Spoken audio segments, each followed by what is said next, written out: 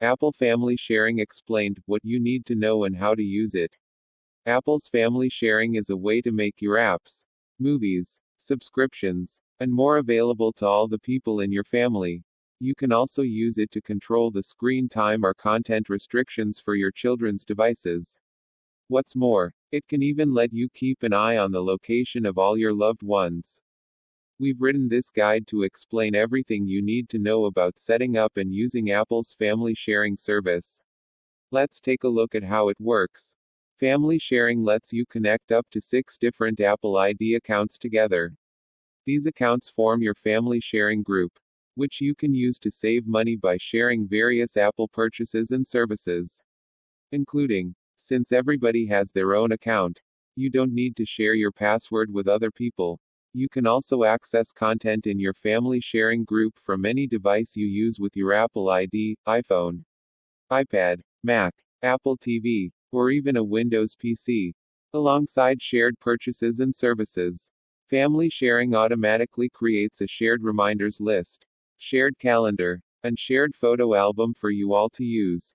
With permission, you can even use family sharing to see the location of everyone in your group, as well as all their Apple devices. Finally, with family sharing, parents or guardians can manage the screen time or content and privacy restrictions for any children under 18 in the group. With Ask to Buy turned on, they can also approve or deny App Store and iTunes purchases their kids want to make.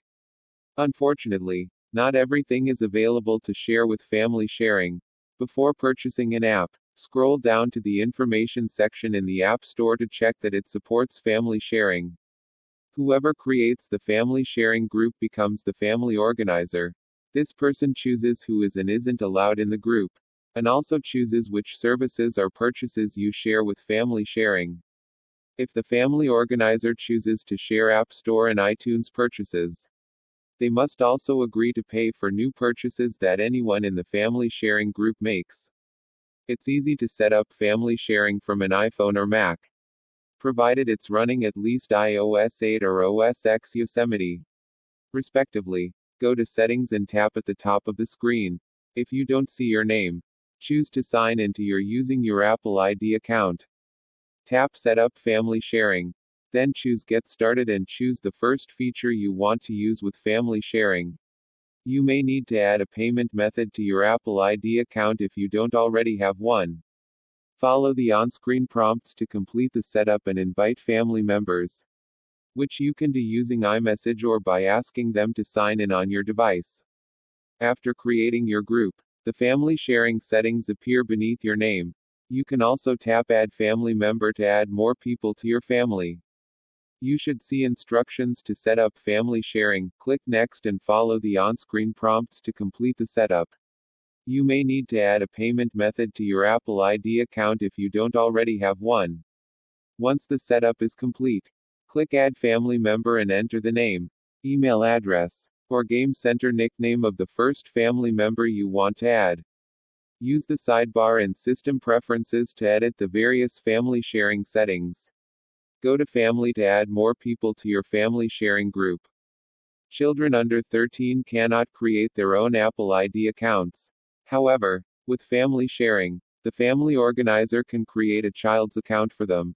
Apple limits the apps and media based on your child's age and automatically turns on Ask to Buy. This means they can't download or purchase anything without permission, even if it's free. To create a child's account, open the family sharing settings on your device and follow the prompts to add a new family member. Select the option to create a child account. Then create an iCloud email address, a password, and security answers for your child.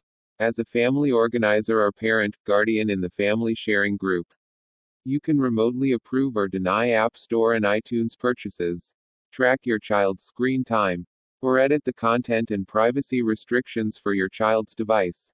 Here's how to use the new screen time feature in macOS Catalina and above to set limits on your children's Mac usage. After creating your family sharing group, you will see a lot of different features and services you can choose to use with it. This many options can seem a little overwhelming at first, so we've explained each family sharing feature below. If you want to share apps, movies, TV shows, songs, and books in your family sharing group. You need to turn on purchase sharing. When doing this, the family organizer must agree to pay for any future purchases people in your family sharing group make.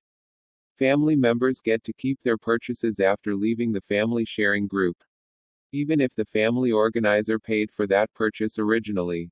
To view another person's purchases, open the App Store or iTunes Store app and go to the Purchases page. You should see each of your family members' names, tap 1 to view or download their purchases. Purchase sharing lets your family access everything you've ever bought or downloaded, even if you did so before joining the family sharing group. If you want to hide a particular purchase from your family, swipe on that purchase and choose to hide it. Apple gives everybody 5 GB of free storage to use with their Apple ID account. Each family member can decide to expand their storage for a small monthly fee. Or you can choose to share a single storage plan across your family sharing group. To share iCloud storage with family sharing, you either need the 200 GB or the 2 TB plan. When a family member chooses to share iCloud storage, Apple doesn't add their free 5 GB to the shared plan. On your iPhone, iPad, or Mac to check where your other family members are, you can also use Find My to locate your family members' missing Apple devices. Each family member can choose whether they want to share their location from the family sharing settings on their device. You should be careful with this setting. When location sharing is turned on, anyone in your family sharing group can use the Find My app to mark your devices as lost or remotely erase them. Turn on screen time to monitor any children in your family sharing group under the age of 18. You can choose to set app limits, communication limits, downtime, and content and privacy restrictions on your children's devices. Family sharing also gives you regular usage reports so you can keep an eye on how much your children use their devices. Apple now offers a lot of different subscription services. And except for Apple Music, which requires a family plan, you can share any of these subscriptions with your family sharing group at no extra cost. For example, if you subscribe to Apple Arcade, everyone else in your family sharing group can also access Apple Arcade games without needing to sign up for their own subscription.